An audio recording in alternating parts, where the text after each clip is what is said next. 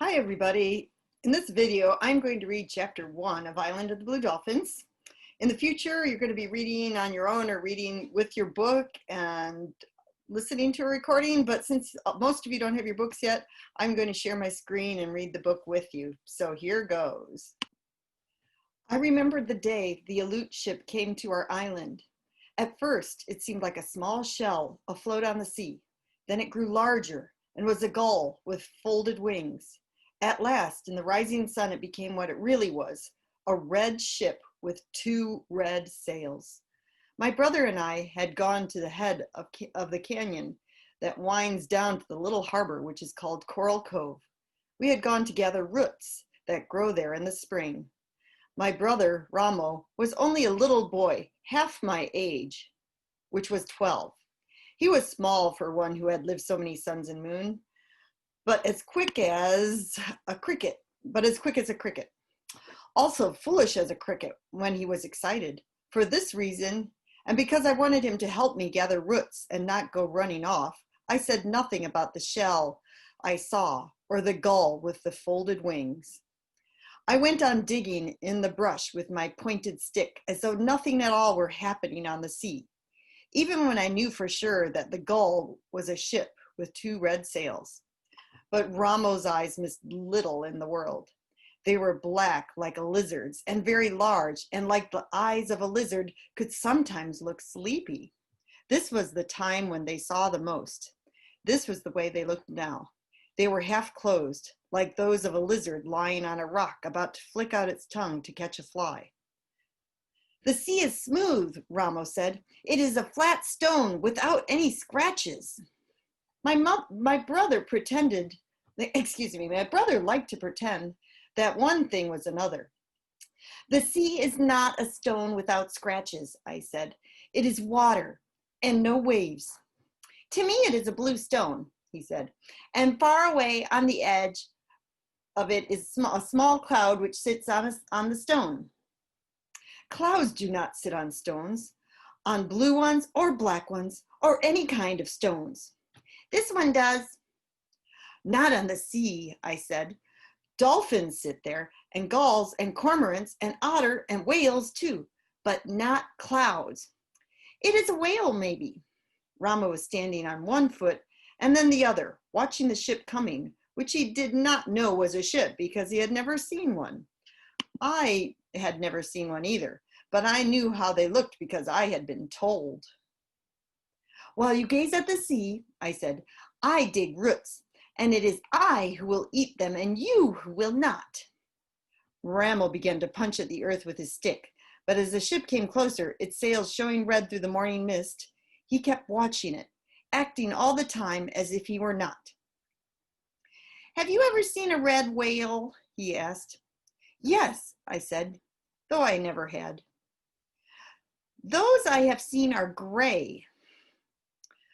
"You are very young and have not seen everything that swims in the world." Ramo picked up a root and was about to drop it into the basket. Suddenly, his mouth opened wide and then closed again. "A canoe," he cried, "a great big one, bigger than all of our canoes together, and red." A canoe or a ship, it did not matter to Ramo. In the very next breath, he tossed the root in the air and was gone, crashing through the brush, shouting as he went. I kept on gathering roots, but my hands trembled as I dug in the earth, for I was more excited than my brother. I knew that it was a ship there on the sea and not a big canoe, and that a ship could mean many things. I wanted to drop the stick and run too, but I went on digging roots because they were needed in the village. By the time I filled the basket, the Aleut ship had sailed around the wide kelp bed that encloses our island and between the 2 rocks that guard Coral Cove. Word of its coming had already reached the village of Galisat. Carrying their weapons, our men sped along the trail which winds down to the shore. Our women were gathering at the edge of the mesa. I made my way through the heavy brush and moving swiftly down the ravine until I came to sea cliffs. There, I crouched on my hands and knees. Below me lay the cove. The tide was out and the sun shone on the white sand of the beach. Half the men from our village stood at the water's edge. The rest were concealed among the rocks at the foot of the trail, ready to attack the intruders should they prove unfriendly. As I crouched there in the toyon bushes, trying not to fall over the cliff, trying to keep myself hidden, and yet to see and hear what went on below me, a boat left the ship. 6 men with long oars were rowing. Their faces were broad, and shining dark hair fell over their eyes. When they came closer, I saw that they had bone ornaments thrust through their noses. Behind me in the boat stood a tall man with a yellow beard. I had never seen a Russian before, but my father had told me about them, and I wondered, seeing the way he stood there with his feet set apart and his fists on his hips, and looked at the little harbor as though it already belonged to him, if he were one of those men from the north whom our people feared. I was certain of it when the boat slid in to the shore and he jumped out, shouting as he did so. His voice echoed against the rock walls of the cove. The words were strange, unlike any I had ever heard. Slowly then he spoke in our tongue. "I come in peace, and I wish to parley," he said to the men on the shore.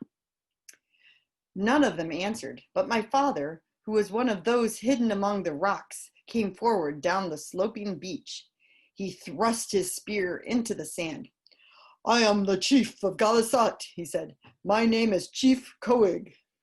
I was surprised that he gave his real name to a stranger.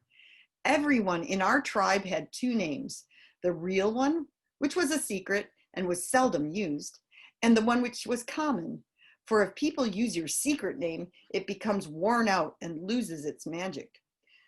Thus I was known as Wanapali, which means the girl with the long black hair, though my secret name is Karana. My father's secret name was Chowig. Why he gave it to the stranger, I do not know. The Russian smiled and held up his hand, calling himself Captain Orlov. My father also held up his hand. I could not see his face, but I doubted that he smiled in return. "I have come with 40 of my men," said the Russian. "We come to hunt sea otter. We wish to camp on your island while we are hunting." My father said nothing. He was a tall man, though not so tall as Captain Orlov, and he stood with his bare shoulders thrown back, thinking about what the Russian had said. He was in no hurry to reply because the Aleuts had come before the hunt. He was in no hurry to reply because the Aleuts had come before to hunt otter. That was long in the past, but my father still remembered them. "You remember another hunt," Captain Orlov said when my father was silent. "I have heard of this too. It was led by Captain Mitrif, who was a fool and is now dead. The trouble arose because you and your tribe did all of the hunting." We hunted," said my father, "but the one you can call a fool wished us to hunt from one moon to the next, never ceasing." "This time you will need to do nothing," Captain Orlov said. "My men will hunt and we will divide the catch. 1 part for you to be paid in goods and 2 parts for us." "The parts must be equal," my father said. Captain Orlov gazed off towards the sea. "We can talk of that later when my supplies are safe ashore," he replied. The morning was fair with little wind, yet it was the season of the year when storms could be looked for, so I understood why the Russian wished to move onto our island. "It is better to agree now," said my father. Captain Orlov took 2 long steps away from my father, then turned and faced him. One part to you is fair, since the work is ours and ours the risk." My father shook his head. The Russian grasped his beard. "Since the sea is not yours, why do I have to give you any part?" "The sea which surrounds the island of the Blue Dolphins belongs to us," answered my father. He spoke softly, as he did when he was angry. "From here to the coast of Santa Barbara, 20 leagues away?" "No, only that which touches the island and where the otter live." Captain Orlov made a sound in his throat. He looked at our men standing on the beach and towards those who had now come from behind the rocks. He looked at my father and shrugged his shoulders. Suddenly he smiled, showing his long teeth. The parts shall be equal, he said.